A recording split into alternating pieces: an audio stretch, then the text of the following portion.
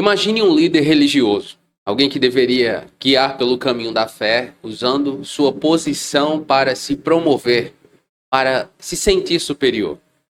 É como um GPS que te leva para um penhasco em vez do seu destino em segurança. É isso que encontramos em Mateus 23. Mas não se trata apenas de hipocrisia religiosa, é sobre como o poder pode corromper qualquer um de nós. É sobre como podemos nos perder em regras e tradições, esquecendo o que realmente importa. É como se perdêssemos o sinal da nossa bússola moral. E se eu lhe dissesse que essa história antiga tem muito a nos ensinar sobre os desafios que enfrentamos hoje? Sobre como podemos nos libertar de líderes tóxicos, de sistemas injustos, de expectativas sufocantes. Sobre como podemos redescobrir a autenticidade, a compaixão e o propósito. Prepare-se para uma jornada reveladora. Vamos explorar Mateus capítulo 23 e descobrir como essa mensagem antiga pode nos ajudar a navegar pelos desafios do mundo moderno. Vamos juntos desvendar os segredos de uma vida mais autêntica e significativa à luz da palavra de Deus. Mas antes de continuar, não esqueça de deixar o like, se inscrever no canal e ativar todas as notificações para não perder nenhuma das nossas mensagens. E fique comigo até o final, porque há uma palavra de Deus para você. Por isso vocês devem obedecer-lhes e fazer tudo o que dizem, mas não façam o que eles fazem, pois não praticam o que pregam. Amarram fardos pesados e os colocam nos ombros dos homens, mas eles mesmos não estão dispostos a movê-los, nem mesmo com um dedo. Jesus começa seu discurso alertando a multidão e a seus discípulos sobre os escribas e fariseus. Ele reconhece que eles se assentam na cadeira de Moisés, um termo que sugere autoridade para ensinar a lei de Moisés. Jesus instruiu as pessoas a ouvirem e seguirem os ensinamentos corretos dos fariseus, que estão alinhados com a lei, mas adverte para não imitarem suas ações, pois eles não praticam o que pregam. A crítica de Jesus se intensifica ao descrever como os fariseus impõem regras e exigências pesadas sobre o povo, mas eles mesmos não estão dispostos a ajudar ou aliviar esses fardos. Além disso, Jesus observa que os fariseus realizam suas ações religiosas com o objetivo de serem vistos e admirados pelos outros, buscando reconhecimento e honras sociais, como os melhores lugares nas sinagogas e os cumprimentos nas praças. Jesus conclui esta parte com instruções diretas a seus discípulos sobre como devem comportar-se como líderes, contrastando fortemente com os fariseus. Ele os aconselha a rejeitar títulos de superioridade como rabi, pai ou mestre, pois tais títulos promovem desigualdade e uma falsa noção de autoridade espiritual. Em vez disso, Jesus promove a igualdade entre seus seguidores e deixa claro a importância de ser servo, reforçando que o maior entre vocês deve ser seu servo. Este é um princípio fundamental que desafia as normas sociais e religiosas da época e dos nossos dias, propondo um modelo de liderança baseado na humildade e no serviço ao próximo. Uma das coisas que o Senhor Jesus nos ensina nesse capítulo, ou quer nos ensinar, é que a credibilidade nasce da consistência das ações, não da aparência.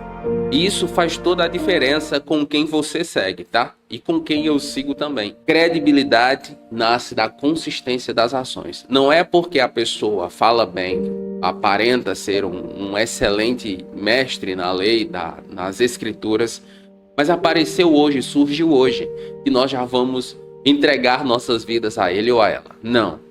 Vamos observá-lo. Vamos ver o que ele diz, o que ela diz, como ele vive, como ela vive. Porque, meu irmão, minha irmã, é no longo prazo que nós vamos conhecendo as pessoas. É na consistência de suas ações. E nesse sentido, em 1 João 3,18 está escrito: meus filhinhos, não amemos de palavra nem de boca, mas em ação e em verdade. A consistência é fundamental para o homem e a mulher de Deus. E nesse sentido, Jesus nos ensina que a liderança é demonstrada pelo exemplo. Há muitas pessoas hoje que ocupam cargos eclesiásticos não porque foram vocacionados ou vocacionadas, mas porque alguém achou que eles deveriam estar ali e isso aconteceu. Mas na perspectiva do reino de Deus, a liderança, ela deve ser demonstrada pelo exemplo. E nesse sentido, em 1 Pedro, capítulo 5, versículo 3, está escrito o seguinte: não hajam como dominadores dos que lhe foram confiados, mas como exemplos para o rebanho. O apóstolo Pedro está falando aqui aos presbíteros, aqueles que lideravam a igreja. E a ordenança dele é: vocês devem ser um exemplo para o rebanho. Para o líder, uma das coisas mais importantes que ele deve ter, ou ela deve ter, é a integridade. A integridade é mais influente do que o mero discurso, do que o que ele fala ou o que ela fala. A maneira como ele vive, entende? É isso que faz toda a diferença. Provérbios capítulo 20, versículo 7 está escrito: o justo leva uma vida íntegra, felizes são os seus filhos depois dele. É a maneira como nós vivemos. A essência do evangelho está em como nós o vivemos. Não é o quanto eu sei do evangelho. Não é o quanto você sabe sobre o evangelho. É o quanto nós vivemos do que sabemos. Ao longo da minha vida, eu evangelizei muitas pessoas. Pessoas que sabem muito em termos de conhecimento, com títulos impressionantes em termos acadêmicos, e também já evangelizei pessoas simples. Já tive contato com muitas pessoas simples. E um dos testemunhos que me impressiona mais recentemente é um que eu ouvi enquanto estava em um evangelismo com a nossa igreja em Emas. Um senhor que se converteu, ele não sabia ler. E quem lia a Bíblia para ele era a sua sobrinha. E do que ele ouvia de sua sobrinha, ele ia fazendo esboços de pregação. E mesmo sem saber ler ou escrever, porque ela era quem fazia tudo para ele. Ela lia a Bíblia para ele e ele tinha as ideias de esboço e ia falando para ela. E nesse processo ele escreveu, à época, mais de 300 esboços de sermão. E eu louvei a Deus por isso. Porque não é o quanto eu sei. Há muitas pessoas no Brasil e no mundo que sabem muito mais do que aquele irmão, mas que não dão os frutos que ele dá. Porque com o que eles sabem sobre Jesus, eles não fazem nada. Tudo que fazem é para serem vistos pelos homens. Eles fazem amplas as filactérias e prolongam as franjas de suas vestes. Gostam do lugar de honra nos banquetes e dos primeiros assentos nas sinagogas. Diante do Senhor Deus, o valor não vem da visibilidade, mas da virtude. Pois é, não é a visibilidade, quanto eu ou você aparecemos, que deixa Deus impressionado, mas é a nossa atitude de coração. Por isso que na eternidade nós veremos muitos anônimos ocupando lugares muito importantes. Pessoas que nunca foram vistas, citadas nos livros ou nunca apareceram nos palcos. E por que isso? Por causa do que está escrito em 1 Samuel 16:7. O Senhor não vê como o homem vê a aparência, mas o Senhor vê o coração. Nesse processo é muito importante, meu irmão, minha irmã, que eu e você busquemos a aprovação do Senhor, não a aprovação dos homens. Em Gálatas capítulo 1, versículo 10, o apóstolo Paulo fala sobre isso dizendo: acaso busco eu agora a aprovação dos homens ou de Deus? Ou estou tentando agradar a homens? Se ainda estivesse tentando agradar aos homens, não seria servo de Cristo. Você e eu precisamos tomar essa decisão. Isso não significa que nós não vamos conviver como igreja, que nós nunca vamos ceder. Mas no íntimo do nosso coração, o nosso desejo deve ser sempre de agradar a Deus, entende? Se nós formos sinceros nesse sentimento, nós vamos tanto servir ao Senhor intensamente, como nós vamos ser uma bênção para a nossa comunidade, a igreja onde nós congregamos. Por que eu digo isso? Porque há pessoas que acham que, se eu amar a Deus de todo o meu coração, então eu vou viver brigando com as pessoas na minha igreja. Não, meu irmão, minha irmã, eu e você precisamos abrir mão dessa ideia de que não há outras pessoas que amam a Jesus. Há muitas pessoas que amam a Jesus sinceramente, mas que são pecadores, como eu e você, mas que estão tentando acertar. Há pessoas que só querem um apontamento, um direcionamento.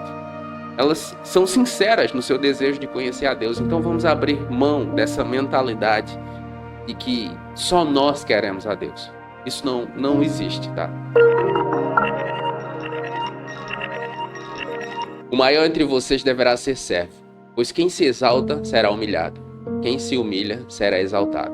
A sociedade dos nossos dias valoriza a aparência de impressionismo.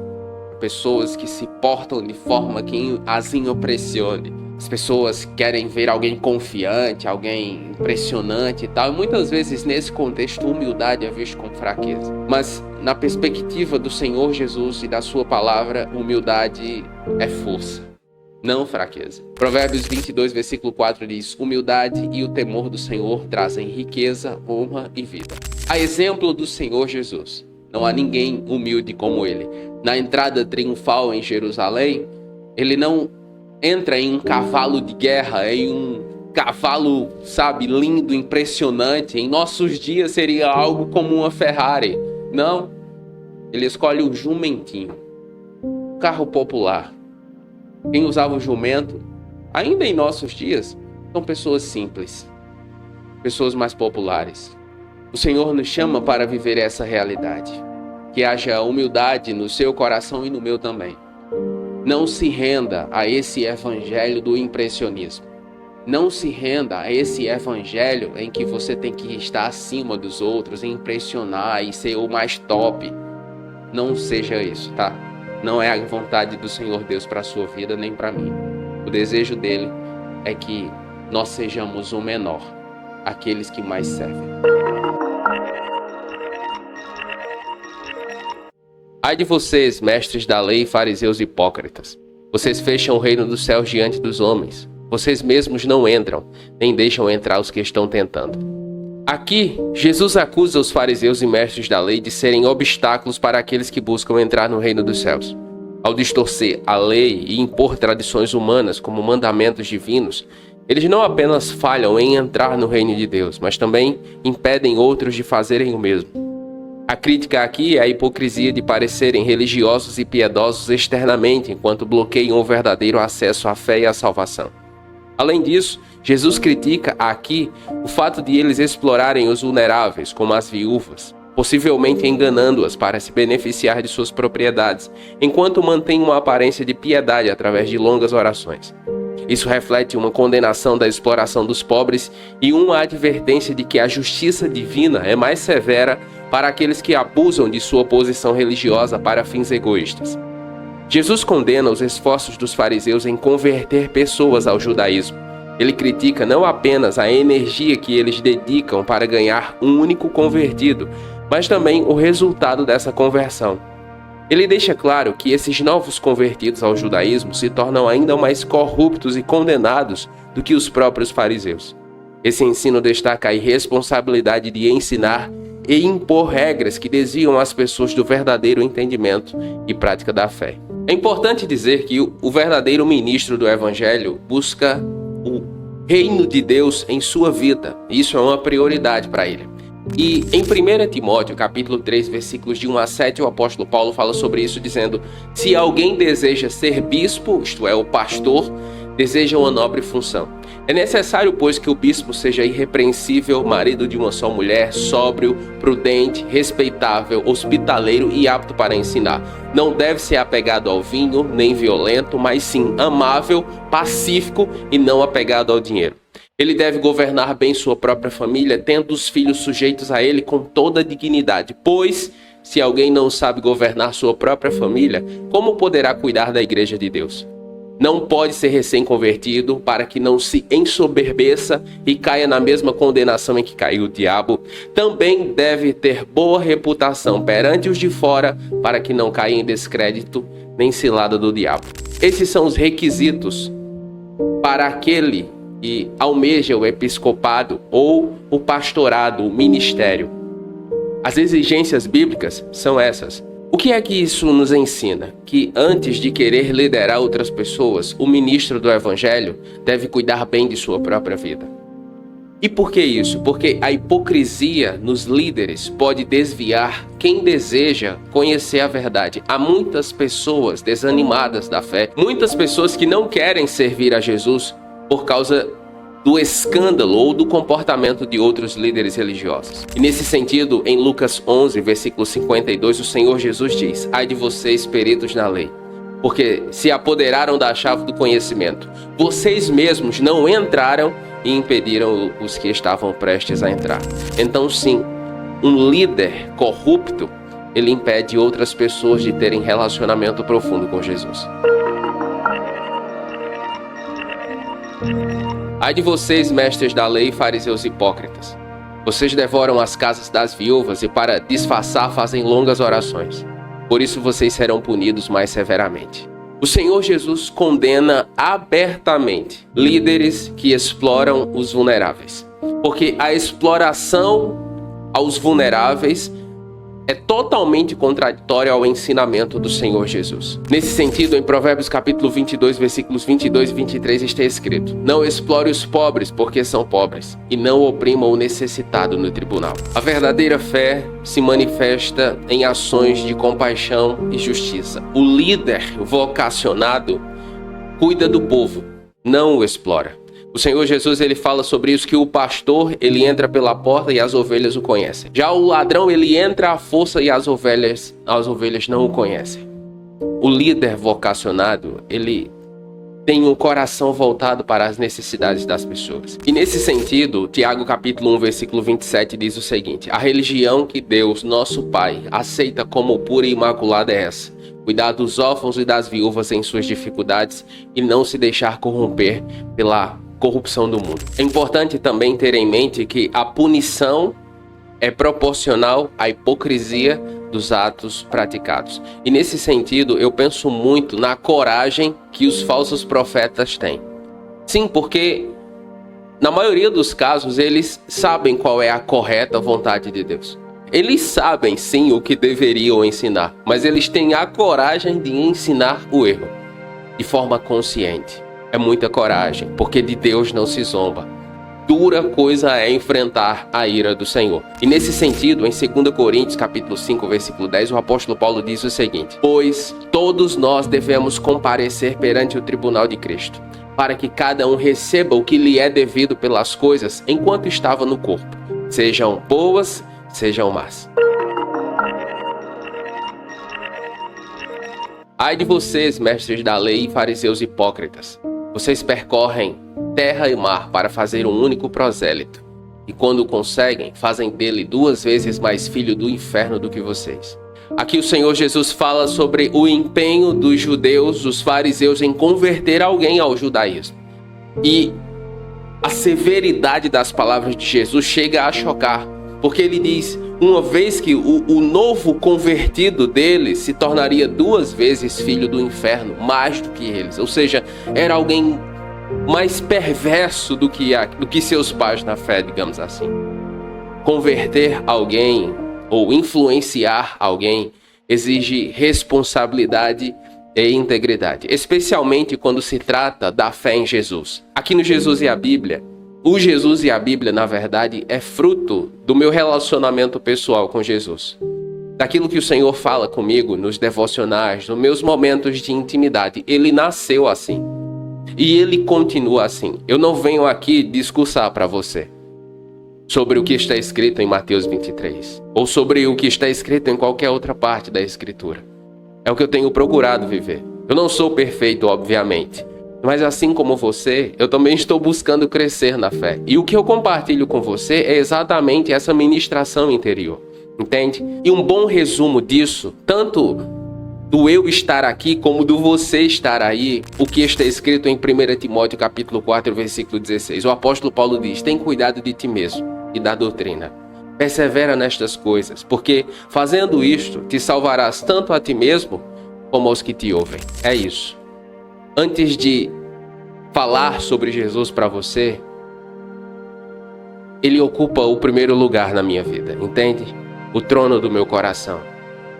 Porque antes de falar para você, eu procuro cuidar primeiro da minha fé. E Paulo diz que eu devo perseverar nisso, porque fazendo isso, seremos salvos, tanto eu quanto você, entende? Esse é o meu grande objetivo. É isso que eu tenho em mente quando eu prego o Evangelho para você. Ensinar sobre Jesus de maneira errada é mais danoso do que não ensinar. Pois é melhor você ficar calado ou eu do que ensinarmos errado. E nesse sentido, Ezequiel 33:6 diz: Mas se o sentinela vê a espada vindo e não toca a trombeta para advertir o povo, e a espada vem e tira a vida de um deles, esse homem será tirado por causa de sua iniquidade. Mas eu responsabilizarei o sentinela pela morte do homem. O verdadeiro discipulado reflete o caráter e os ensinamentos do Senhor Jesus, e ele deixou isso muito claro em João capítulo 13, versículo 15. Eu lhes dei o exemplo para que vocês façam como eu lhes fiz. Eu e você devemos nos apegar à palavra, a vivê-la, a ensiná-la, a compartilhá-la, a guardar ela no nosso coração, porque ela é lâmpada para os nossos pés e luz para o nosso caminho. Ai de vocês, guias cegos. Vocês dizem, se alguém jurar pelo templo, isso não é nada. Mas se alguém jurar pelo ouro do templo, fica obrigado pelo seu juramento. Jesus começa sua crítica chamando os fariseus de guias cegos, uma metáfora para descrever sua incapacidade de guiar os outros espiritualmente. Ele os critica por ensinarem que jurar pelo templo não estabelece compromisso, mas jurar pelo ouro do templo obriga uma pessoa a cumprir seu juramento. Jesus questiona essa lógica perguntando qual é maior, o ouro ou o templo que santifica o ouro? Com essa pergunta, ele aponta a incoerência dos fariseus, já que o templo, sendo a casa de Deus, é obviamente mais sagrado e, portanto, todos os juramentos relacionados a ele deveriam ser considerados sérios e sagrados. A crítica se estende ao altar. Os fariseus ensinavam que jurar pelo altar não era obrigatório, mas jurar pela oferta sobre ele era. Novamente, Jesus usa a lógica para expor a falha em seu ensino, questionando qual é maior, a oferta ou o altar que santifica a oferta. Ele destaca que o altar, o lugar de sacrifício e adoração a Deus, dá santidade à oferta e, portanto, deve ser considerado mais sagrado do que a oferta em si. Jesus conclui dizendo que jurar pelo altar é jurar por ele e por tudo que está sobre ele. E jurar pelo templo é jurar por ele e por aquele que habita nele, referindo-se a Deus. Essa conclusão serve para reafirmar que todo juramento feito por qualquer coisa relacionada ao Senhor deve ser tratada com máxima seriedade e reverência. Ele destaca a soberania de Deus e a santidade de seu templo e altar, criticando a superficialidade e a manipulação religiosa dos líderes judeus. Dentre tantas coisas, a crítica do Senhor Jesus aos fariseus nos ensina a não perder de vista o que é eterno. Porque há muitos líderes cristãos, muitos pastores, muitos ministros que são obcecados pelo dinheiro e pela oferta. Eles não se importam com as pessoas. Eles só se importam com seu bem-estar e com o quanto querem ganhar. E sobre isso, o apóstolo Paulo, um dos maiores ministros do evangelho de todos os tempos, ele nos dá a seguinte ordem, em 2 Coríntios 4:18. Assim, fixamos os olhos não em tudo o que se vê, mas no que não se vê. Pois o que se vê é transitório, mas o que não se vê é eterno. Eu e você precisamos cuidar do nosso coração. Enquanto pregamos o evangelho, precisamos revisitar constantemente qual é a nossa verdadeira intenção. Precisamos valorizar aquilo que nos santifica. Sim, e quem nos santifica é o sangue precioso do Senhor Jesus. E falando sobre isso, o apóstolo Pedro, em 1 Pedro, capítulo 1, versículos 18 e 19, ele diz: Pois vocês sabem que não foi por meio de coisas perecíveis como prata ou ouro que vocês foram redimidos da vida inútil que herdaram de seus antepassados. Nós somos santificados pelo precioso sangue de Jesus. Não fomos santificados por ouro, por prata, por outras pessoas. Nós precisamos valorizar isso, aquilo que nos santifica. E mais uma vez o Senhor Jesus nos lembra da importância do templo, nos fazendo lembrar mais uma vez que o templo é casa de oração, não um banco. Cegos, pois qual é maior, o ouro ou o templo que santifica o ouro? O que o Senhor Jesus está nos ensinando é que a oferta ou o dinheiro que nós entregamos no templo, ele ganha significado por causa do altar, não por si mesma, entende? Dinheiro, se ele for entregue na casa do Senhor sem a motivação correta, é só dinheiro. Mas se ele for entregue com a motivação correta, ele é uma semente, como o apóstolo Paulo fala sobre ele. Em Levítico capítulo 6, versículo 27, o Senhor Deus já diz: tudo o que tocar o altar se tornará santo. Há pessoas, há ministros, enfim, teólogos que dizem que o templo é um lugar qualquer, é um lugar comum. Eu não vejo dessa forma. A Bíblia não apresenta o templo dessa forma, nem no Antigo nem no Novo Testamento. Apresenta, obviamente, a nós como templo do Espírito e que o Senhor habita em nós. Mas o templo físico, ele tem o seu valor, sim, porque é onde nós nos reunimos e onde nós desenvolvemos muitos aspectos da nossa fé. Particularmente, eu não o considero como um lugar qualquer. O templo é muito diferente, por exemplo, da minha casa. Eu não me comporto no templo como me comporto na minha casa, entende? E eu acredito que esse tipo de reverência é importante para o desenvolvimento da nossa fé. O templo é mais do que uma simples construção. É um lugar de encontro com o Senhor. Em Êxodo, capítulo 20, versículo 24, está escrito: em todo lugar onde eu fizer com que o meu nome seja lembrado, virei a você e o abençoarei. Olha que coisa linda. Quando esse texto foi escrito, não havia templo, era só o tabernáculo. E quando o povo mudava o acampamento, o tabernáculo também mudava, ele era transitório. Mas veja a promessa que o Senhor Deus faz em Êxodo 20:20. Em todo lugar onde eu fizer com que o meu nome seja lembrado, virei a você e o abençoarei. O templo é um lugar... O templo físico, a igreja física, é um lugar onde nós nos encontramos com os irmãos e nos reunimos para cultuar ao Senhor. Ele diz que onde estiver 2 ou 3 em meu nome, ali ele está. Ele virá e abençoará. Então, eu acredito sim que nós devemos nos comportar com reverência na casa de Deus. Portanto, aquele que jurar pelo altar, jura por ele e por tudo o que está sobre ele. Ao longo da Bíblia, nós vemos que nossas palavras têm peso espiritual e nós precisamos cuidar muito bem delas. Veja que aqui o que está sendo tratado é o juramento, a aliança, o acordo que eles faziam diante de Deus, um compromisso. Muitas vezes nós assumimos compromissos com o Senhor, não por meio de juramentos, mas em oração muitas vezes, no nosso relacionamento com Ele, e nós não somos fiéis a isso. Nós dizemos coisas, prometemos coisas e não cumprimos. Precisamos cuidar bem das nossas palavras. E falando sobre isso, Tiago capítulo 5, versículo 12 diz: acima de tudo, meus irmãos, não jurem nem pelo céu, nem pela terra, nem por qualquer outra coisa. Simplesmente digam sim quando sim e não quando for não, para que vocês não caiam em condenação. Ou seja, seja íntegro, seja íntegra quando assumir compromisso diante de Deus, especialmente na sua obra. Por exemplo, no meu caso, por causa do Jesus e a Bíblia, eu não tenho tanta disponibilidade de tempo para servir na minha igreja local.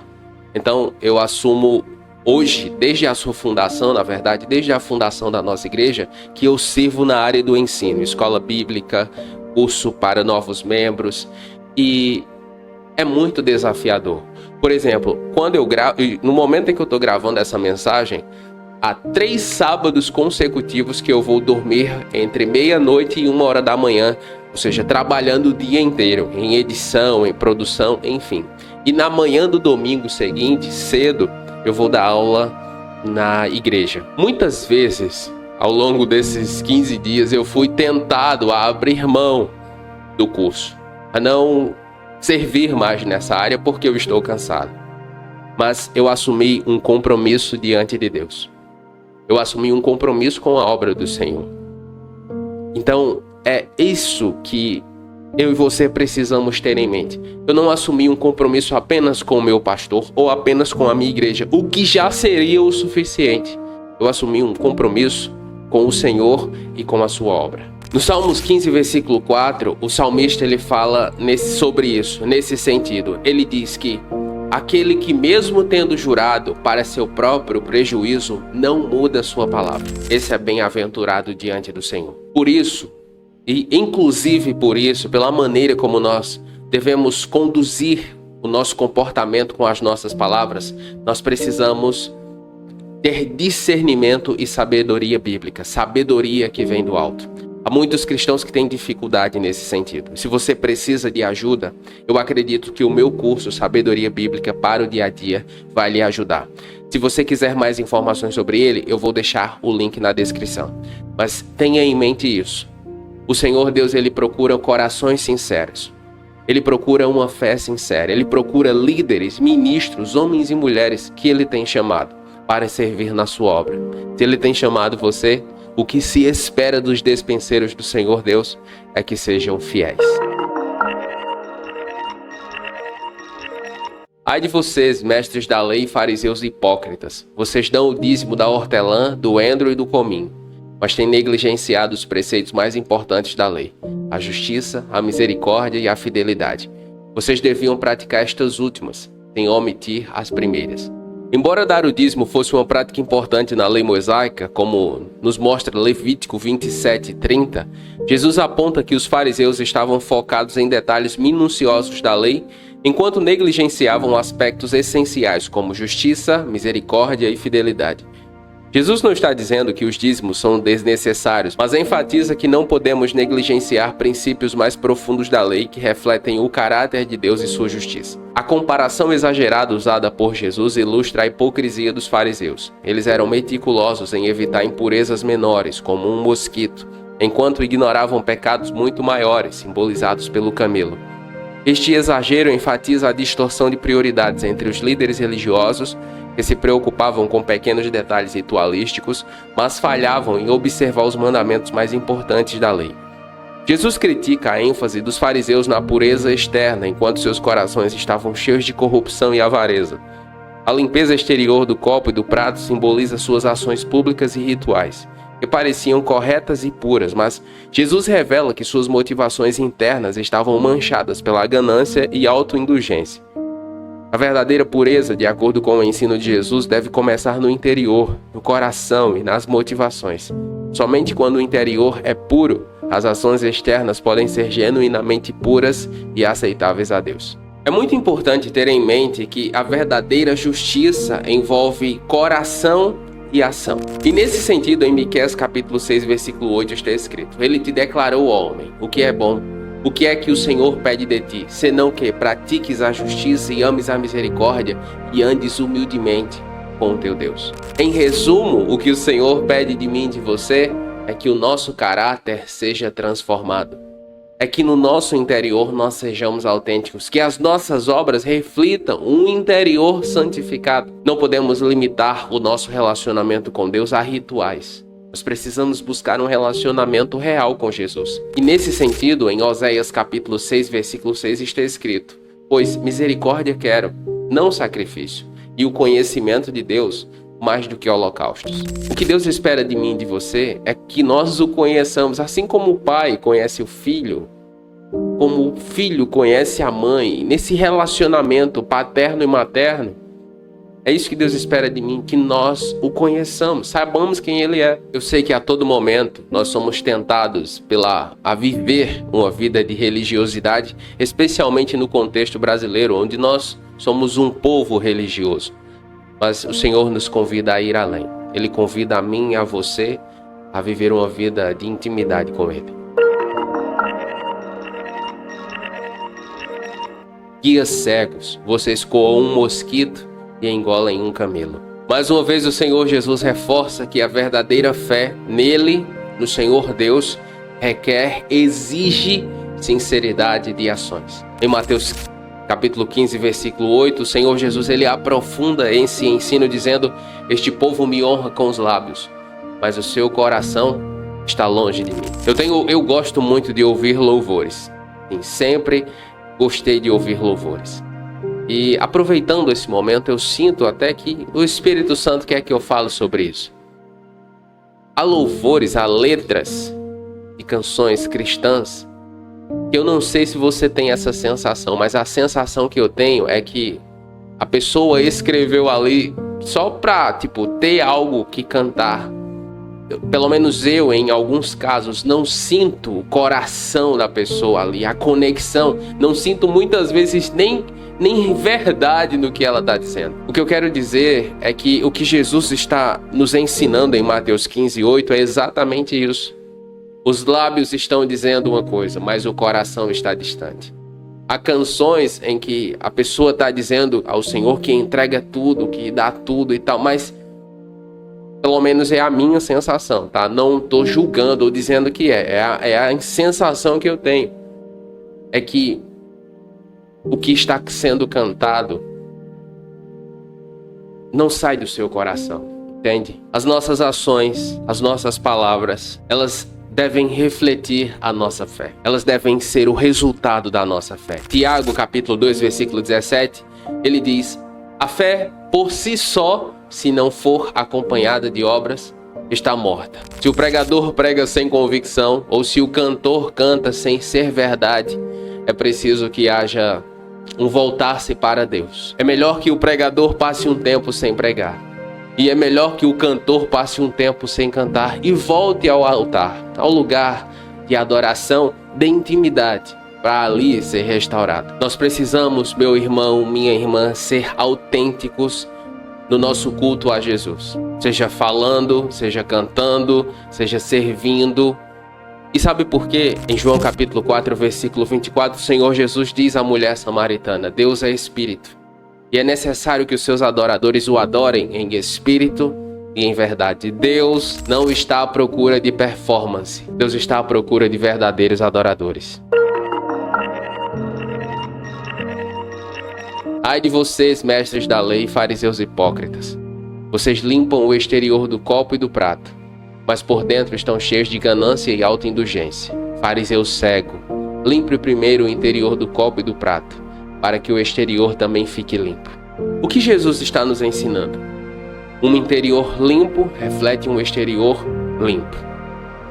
Há muitos cristãos que, na nossa geração especialmente, nós temos uma geração de cristãos, muitos cristãos amargurados, cristãos doentes na alma, cristãos desanimados de seguir a Jesus, cristãos que estão como a igreja de Éfeso, não perderam o primeiro amor. Mas há um caminho de cura para isso. E é sempre um caminho que passa pela palavra e pelo relacionamento com Deus. Eu aprofundo isso de forma bem detalhada no meu audiobook, Por que te abates, ó minha alma, e por que te perturbas dentro de mim. Se você tem interesse em saber mais informações sobre ele, eu vou deixar um link na descrição. Mas a oração do salmista deve ser a minha oração e a sua oração. No Salmo 51, versículo 10, ele diz: cria em mim um coração puro, ó Deus, e renova dentro de mim um espírito estável. Nós precisamos estar a todo momento fazendo essa oração, esse autoexame diário. No que eu errei? Senhor, perdoa-me. Senhor, quais os pecados ocultos dos quais eu preciso me arrepender? Nós precisamos cuidar bem do coração. O sábio, ele diz inclusive isso: sobre tudo que se deve guardar, guarda o teu coração, porque dele procede todas as saídas da vida. Cuide bem da sua alma, meu irmão, minha irmã. Cuide bem do seu coração, mais do que do seu dinheiro, ou do seu cargo, ou da sua carreira profissional. Cuide bem do seu coração. Evite a ganância, fuja dela e cultive a generosidade e a autenticidade. E sabe por quê? Por causa do que está escrito em Lucas 12:34. Pois onde estiver o seu tesouro, aí também estará o seu coração. Se o seu tesouro está nas coisas, o seu coração estará nas coisas. Mas se o seu tesouro está no Senhor, o seu coração estará no Senhor. E sabe qual é a colheita de uma vida real com Jesus? De uma intimidade sincera com Ele? Pureza de coração traz clareza à vida. Uma das muitas coisas que tem gerado uma geração confusa, uma geração de cristãos confusa em nossos dias, é que o nosso coração precisa ser santificado. Pureza de coração traz clareza à vida. Mateus capítulo 5, versículo 28, o Senhor Jesus, ele está começando o Sermão da Montanha, uma das suas pregações mais sensacionais, e ele diz: bem-aventurados os puros de coração, pois verão a Deus. Você quer clareza maior do que essa? Essa ruptura foi promovida no Éden. Mas o que Jesus está dizendo aqui é que o coração santificado verá a Deus. Na eternidade o veremos como Ele é.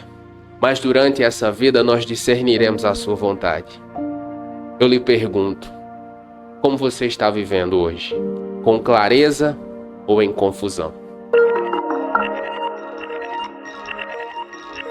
Ai de vocês, mestres da lei, fariseus hipócritas, vocês são como sepulcros caiados, que por fora parecem belos, mas por dentro estão cheios de ossos de mortos e toda impureza.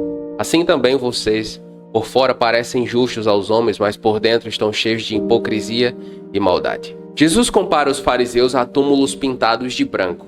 Naquela cultura, sepulcros eram pintados de branco para serem facilmente visíveis, evitando que alguém os tocasse acidentalmente e se tornassem ritualmente impuros.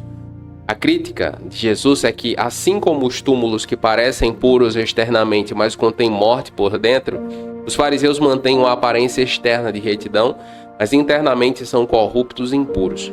Jesus aponta a ironia na atitude dos fariseus de construir túmulos para os profetas que seus próprios antepassados mataram.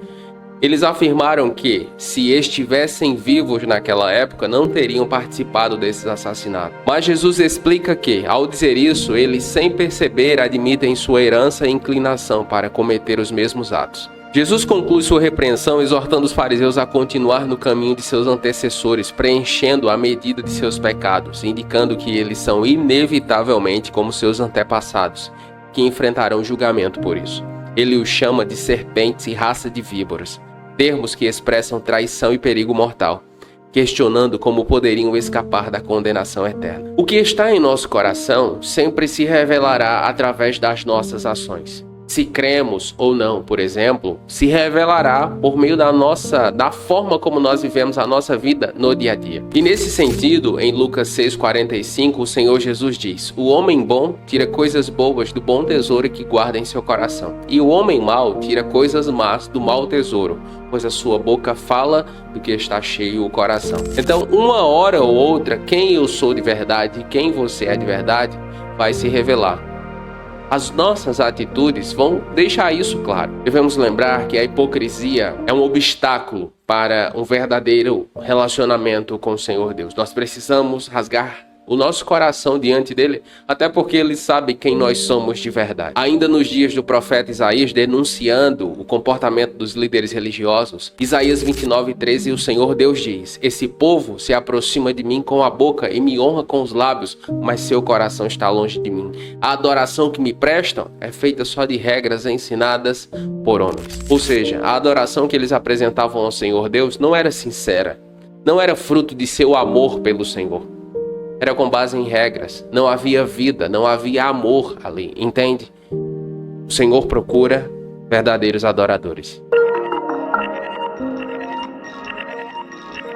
Ai de vocês, mestres da lei, fariseus hipócritas, vocês constroem túmulos para os profetas e adornam os monumentos dos justos, e dizem: se tivéssemos vivido nos dias dos nossos antepassados, não teríamos sido cúmplices deles no derramamento do sangue dos profetas. Assim, vocês testemunham contra si mesmos que são descendentes dos que mataram os profetas. A autojustificação pode cegar para os próprios erros. Os fariseus, eles olhavam para as pessoas com um olhar de condenação. Para eles estava todo mundo errado. Mas quando eles olhavam para si mesmos, eles se achavam demais. Eles sempre justificavam a si mesmos. Há pessoas que nunca assumem a responsabilidade.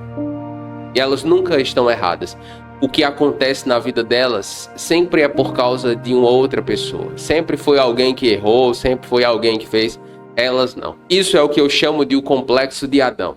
Quando o Senhor Deus vem confrontar o casal no Éden, Adão disse que a culpa era de Deus, por causa da mulher que o Senhor, deu a ele. Há muitas pessoas que estão como Adão. Mas em Provérbios 16:18 está escrito: a soberba precede a ruína, e a altivez do espírito precede a queda. Você quer crescer em fé, em relacionamento com Deus?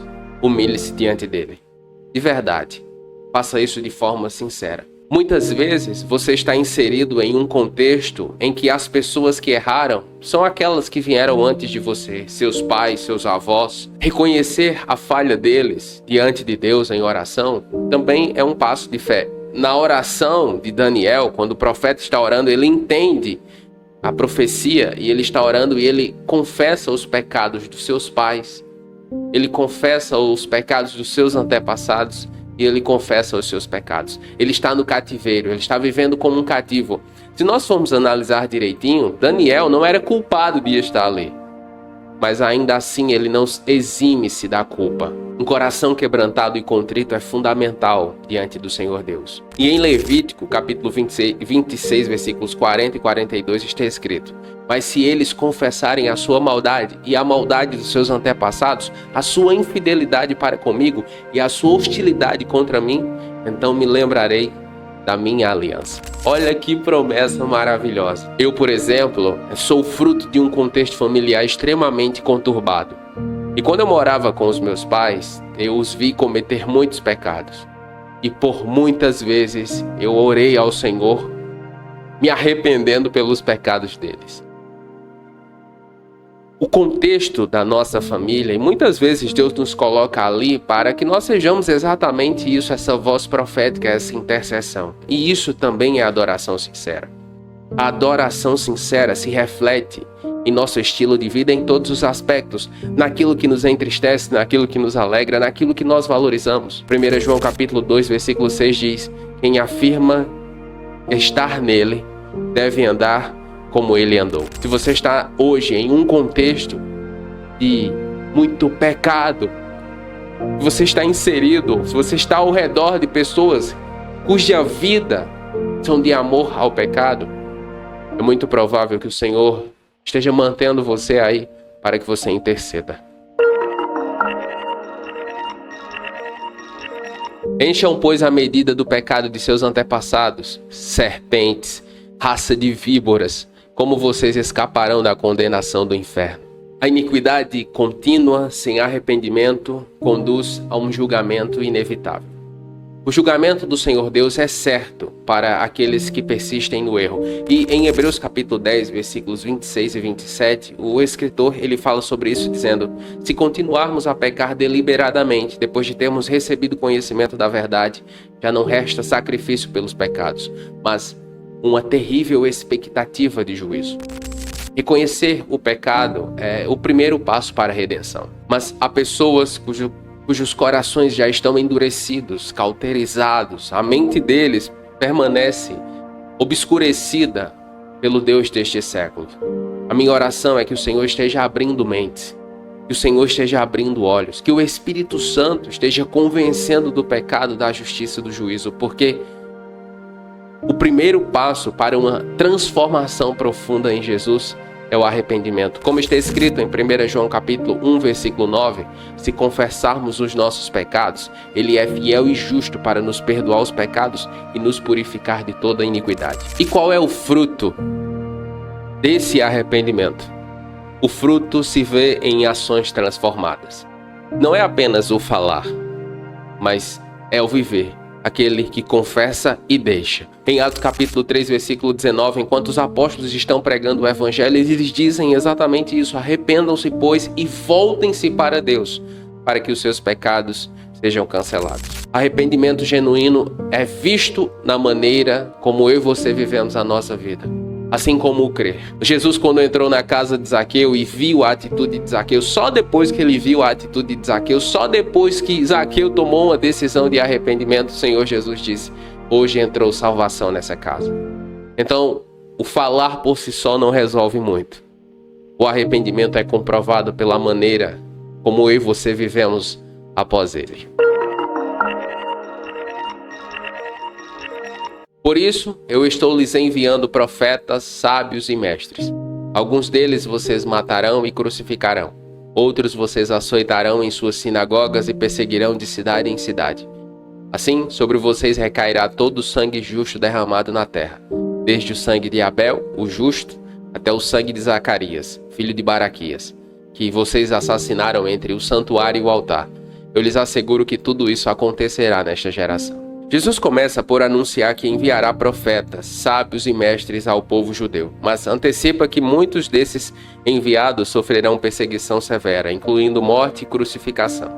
A reação violenta e a rejeição desses mensageiros não são novidades, são de fato um padrão repetido ao longo da história de Israel. Jesus afirma que tal rejeição acumulará sobre essa geração o sangue justo, ou seja, a culpa pelo sangue dos justos derramados, desde Abel até Zacarias. Este é um pronunciamento de julgamento que se espera cair sobre Jerusalém por não ter ouvido aqueles que foram enviados pelo Senhor. Em uma mudança de tom, Jesus expressa um lamento profundo por Jerusalém. Ele usa a metáfora de uma galinha que deseja reunir seus pintinhos sob as asas para ilustrar seu desejo de proteger e cuidar de Jerusalém, que continuamente rejeita seus cuidados. A frase, eis que a vossa casa vos é deixada deserta, deixa clara uma consequência direta dessa rejeição contínua, a destruição e a desolação de Jerusalém, algo que historicamente se cumpriu com a destruição do templo em 70 d.C. pelos romanos. Finalmente, Jesus termina com palavras que combinam julgamento e esperança. Ele diz que não voltará a ser visto até que as pessoas declarem, bendito o que vem em nome do Senhor.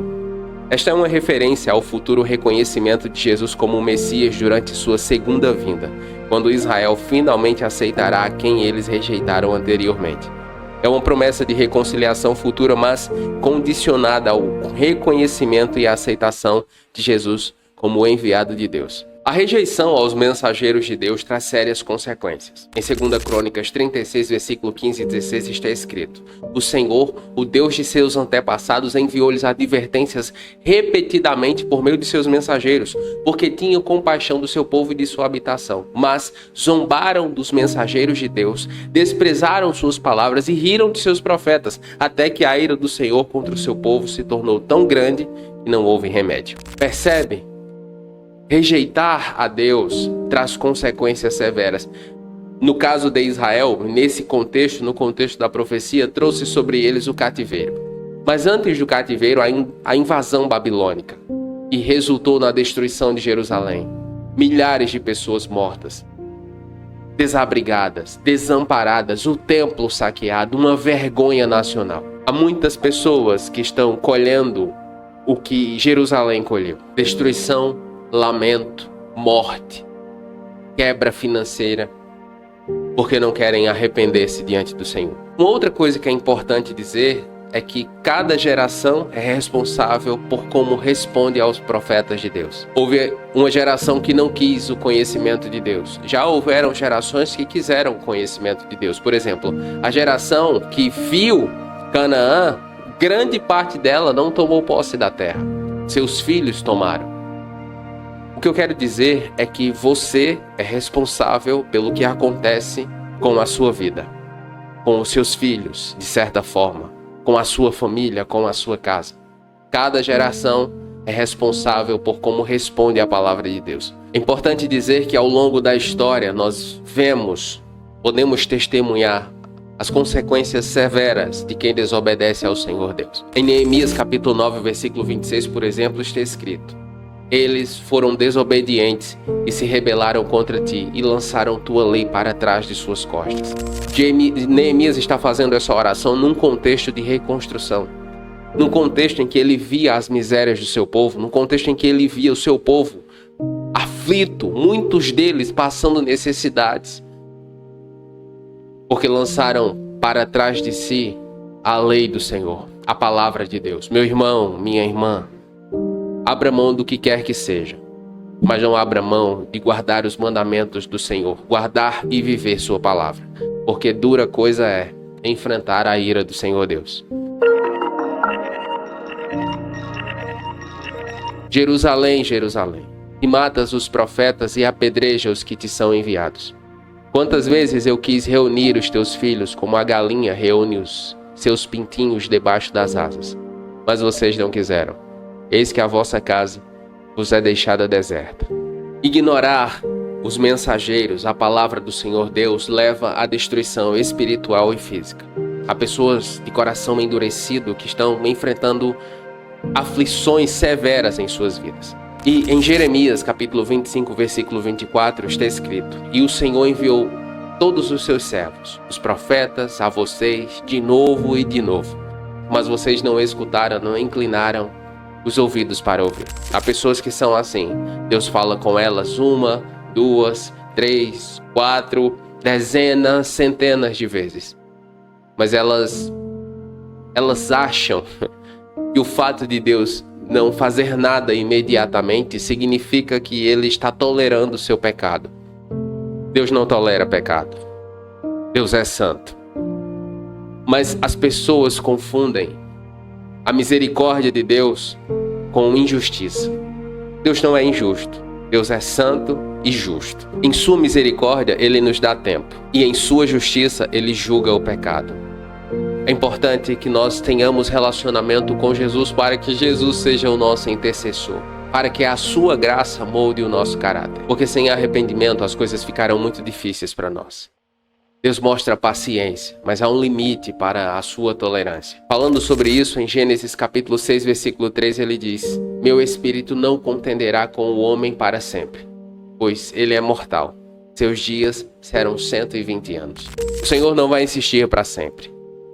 O Senhor não vai dar oportunidades para sempre. Em uma hora, as oportunidades vão acabar. É muito importante que hoje, eu e você, tenhamos a atitude de arrependimento. Porque a rejeição repetida a Deus resulta em desolação física e espiritual. Sim, é possível que pessoas vivam a vida inteira como pecadores depravados e tenham vida boa, aparentemente boa. Sim, mas não é possível que eles fiquem impunes na eternidade, porque espiritualmente eles estão desolados. Mas normalmente, uma rejeição repetida ao Senhor Deus resulta ainda nessa vida em tribulação e angústia, em tribulação física e espiritual. Em Isaías capítulo 5, versículo 6, o Senhor Deus diz: Eu tornarei Jerusalém uma ruína. E por causa de quê? Por causa dos seus pecados. O pecado, meu irmão, minha irmã, arruína o ser humano.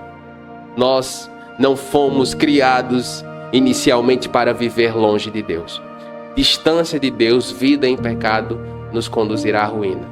É muito importante que nós tenhamos isso em mente para cultivarmos um relacionamento íntimo e real com Ele. Pois eu lhes digo que vocês não me verão mais, até que digam: Bendito é o que vem em nome do Senhor. O amor do Senhor Deus é constante mesmo diante da indiferença do ser humano. E em Oséias capítulo 11, versículo 8, nós vemos uma bela descrição disso. Ali está escrito: Como poderia eu desistir de você, Efraim? Como poderia entregá-lo, Israel? Embora o povo em pecados sucessivos, o Senhor Deus estava sempre chamando o povo ao arrependimento. A rejeição a Deus não para o seu amor. Em Romanos capítulo 5, versículo 8, o apóstolo Paulo diz: Mas Deus demonstra seu amor por nós. Cristo morreu em nosso favor quando ainda éramos pecadores. É um fato, o amor do Senhor Deus é inigualável. Mas a restauração só vem quando nós reconhecemos sua autoridade e nos arrependemos diante dele. E o chamado de Joel capítulo 2, versículo 13 é fundamental. Rasguem o coração e não as vestes. Voltem para o Senhor, o seu Deus. Esse é o chamado dele. Foi no passado, é no presente e continuará até que o Senhor venha. Vamos orar? Pai Santo, em Mateus 23 vemos o perigo da hipocrisia e do orgulho espiritual. Pedimos que o Senhor nos proteja de cairmos nas mesmas armadilhas dos fariseus. Que não busquemos reconhecimento e elogios vazios, mas sim a tua aprovação e o cumprimento da sua vontade. Livra-nos da tentação de julgar os outros com severidade, enquanto ignoramos nossas próprias falhas.